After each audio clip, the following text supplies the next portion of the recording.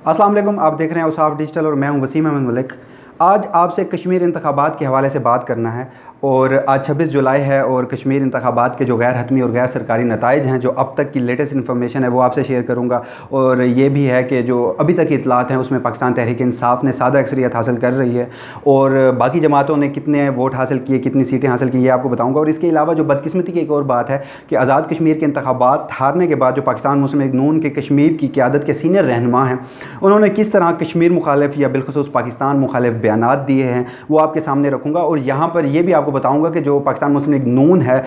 उसकी इस इलेक्शन में हार की वजह क्या बनी है। और साथ साथ आपको ये भी बताऊँगा कि इस वक्त जो हिंदुस्तानी मीडिया है वो मुकम्मल सख्ते में है और वो बहुत परेशान है। और इसके अलावा एक और बदकिस्मती की बात है और काफ़ी इंटरेस्टिंग बात है कि जो पाकिस्तान मुस्लिम लीग नून का बयानिया है और जो हिंदुस्तानी मीडिया की ज़बान है उसमें किस हद तक मुमासलत पाई जाती है, हक़ाइक़ के साथ आपके सामने रखूँगा। अब आ जाते हैं सबसे पहले इलेक्शन नताइज की जानिब। अब तक के गैर हतमी और गैर सरकारी नताइज के मुताबिक जो पाकिस्तान तहरीक इंसाफ है उसने सादा अक्सरियत तो हासिल कर ली है और वो अकेले ही हुकूमत बनाने के इस वक्त पोजीशन में है। मगर अगर सीटों की बात की जाए तो पाकिस्तान तहरीक इंसाफ अब तक 25 सीटें लेने में कामयाब हुई है। उन्होंने 6,13,590 वोट हासिल किए हैं, जो कि मजमूई वोटों का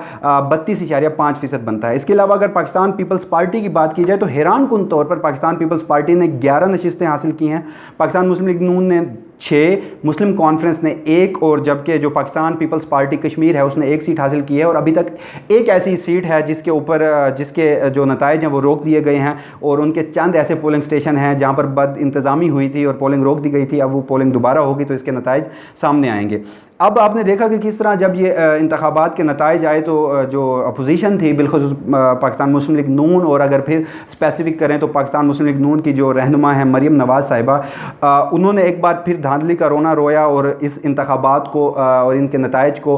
कबूल करने से इनकार कर दिया। अब आपके सामने मैं ये रखता हूँ कि जितने भी इंडिपेंडेंट सोर्सेज थे, चाहे वो गैलप पाकिस्तान का सर्वे हो या जितने भी जर्नलिस्ट थे या जितने भी इंडिपेंडेंट सोर्सेज थे, उनके जितने भी सर्वेज थे, उनके मुताबिक पाकिस्तान तहरीक इंसाफ एक खासी मकबूल जमात थी। और उनके बकौल जो उन्होंने इलेक्शन से काफ़ी दिन पहले बता दिया था कि पाकिस्तान तहरीक इंसाफ ही जीतने जा रही है। या इसके अलावा ये एक रिवायत रही है कि जब भी जिसकी मरकज़ में हुकूमत होती है, चाहे 2011 हो, 2016 हो या 2021, उसी की ही पाकिस्तान कश्मीर में भी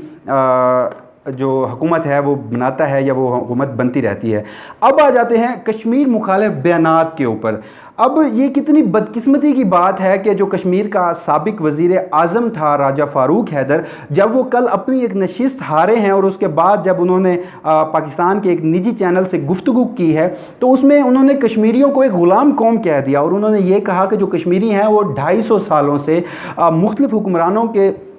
ज़ेरे असर ग़ुलाम हैं और वो ग़ुलामी करते आए हैं। लेकिन यहाँ पर कश्मीरी अवाम उनसे ये सवाल पूछती है कि आप वो 4 या 5 साल या पाकिस्तान मुस्लिम लीग नून का दौर तो निकाल देते, क्योंकि उनके नज़दीक अगर पाकिस्तान मुस्लिम लीग नून को मैंडेट नहीं मिलता तो कश्मीर की जो कौम है वो ग़ुलाम कौम है। लेकिन उन्हें ये नहीं पता कि जो कश्मीर की कौम है वो हरगिज़ ग़ुलाम कौम नहीं है, बल्कि वो उनके पास हुर्रियत लीडर है और उनके पास ऐसे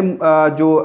दलेर इंसान हैं जो अपनी आज़ादी की खातिर जिस तरह की भी कुर्बानी उनसे मांगी जा रही है वो हमेशा से देते आए हैं। और अब बिलखसूस जो क्योंकि जब इस तरह के बयानात चाहे वो कश्मीरी क़यादत की तरफ से हों या बदकिस्मती की बात है कि पाकिस्तान की किसी भी जमात की तरफ से हों, तो जो आलमी मीडिया है या बिलखसूस हिंदुस्तान का मीडिया है वो प्रोपेगेंडा करता हुआ नज़र आता है। अब मैं आपको बताता हूँ कि किस तरह जो ANI है, जो हिंदुस्तान का एक मीडिया आउटलेट है या जो साउथ एशिया की मीडिया आउटलेट है और जो हिंदुस्तान के ज़ेरे असर है, ज़ेरे कंट्रोल है, और जिसका मशहूर ज़माना इंडियन क्रॉनिकल्स में भी बड़ा नाम आया था, वो राजा फ़ारूक हैदर की इस जो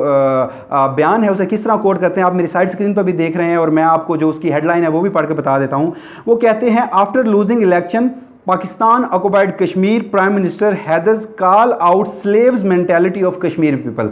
अब यहाँ पर यह सवाल पैदा होता है कि अगर तो वो हुक्मरानी पाकिस्तान मुस्लिम लीग नून को देते हैं तो वो कौम ग़ुलाम कौम नहीं आज़ाद कौम है, मगर अगर वो अपना मैंडेट किसी और जमात को देते हैं तो उनको ये राइट भी नहीं है और उन्हें फिर लग दिया जाता है कि वो ग़ुलाम कौम है। और इसके अलावा तो जो पाकिस्तान मुस्लिम लीग नून के एक और कैंडिडेट थे इस्माइल गुज्जर, वो तो सारी हदें ही पार कर गए और उन्होंने ये कहा कि अगर उन्हें ना जितवाया गया, आप एक बार फिर भी उनके जो बयान है वो सुन सकते हैं, मैं कोट एंड कोट बता रहा हूं कि अगर उन्हें ना जितवाया गया तो वो हिंदुस्तान से मदद तलब करेंगे और वो कहते हैं कि जो हिंदुस्तान है वो पाकिस्तान से اچھا ہے. اور یہاں پر پھر بدقسمتی کے جو پاکستان مسلم لیگ نون کے جنرل سیکرٹری ہیں احسن اقبال صاحب, انہوں نے جناب والا صرف ایک نوٹس جاری کیا ہے, یعنی کہ ایک کینڈیڈیٹ جو ہندوستان سے مدد مانگ رہا ہے, آپ نے اسے کوئی سزا نہیں دی, آپ نے پارٹی سے نہیں نکالا, آپ کیسے نکالیں گے کیونکہ وہ تو بیانیہ ہی آپ کا بول رہا تھا. اب یہ ایک بار پھر میں ANI کو کوٹ کروں گا کہ انہوں نے جو اسماعیل گجر ہے اس کا بیان کس طرح سے کوٹ کیا. وہ لکھتے ہیں Pakistan occupied Kashmir polls will seek Indians help if admin fails to cooperate, says PMLN candidate. اب اس کے علاوہ آپ کو پتہ ہے, اور چاہے پاکستان مسلم لیگ نون کا بھی دور رہا ہے, انہوں نے کس طرح کشمیر کاز کو بیچا ہے, کشمیر کاز کو نقصان پہنچایا ہے, اور ان کے اوپر جو الزامات ہیں کہ کس طرح انہوں نے اپنے ذاتی اور کاروباری مفادات کی خاطر کشمیر کو بیچا تھا, اس کے اوپر ایک اور الگ سے ویڈیو کر کے میں آپ کو بتاؤں گا کہ کس طرح حقائق کیا ہیں اور یہ کس طرح اور کیا زبان بولتے رہے ہیں. اور اسی طرح کی زبان ہی پاکستان مسلم لیگ نون کی جو لیڈر ہیں مریم نواز صاحبہ, وہ بھی استعمال کرتی رہی ہیں. اب یہاں پر آپ کو پتہ ہے کہ آخر کیوں اتنی کمپین کے بعد بھی پاکستان مسلم لیگ نون ہاری ہے. تو آپ کو پتہ ہے کہ الیکشن سے چند روز قبل آپ نے اس طرح کی زبان استعمال کی, اور کشمیری بھی بالکل جانتے ہیں, سمجھتے ہیں, اور ان کو بھی آپ کا دور یاد ہے, پچھلے 5 سال آپ کو یاد ہیں. اور یہاں پر میں ایک اور بات بھی کروں گا کہ جو راجہ فاروق حیدر صاحب تھے,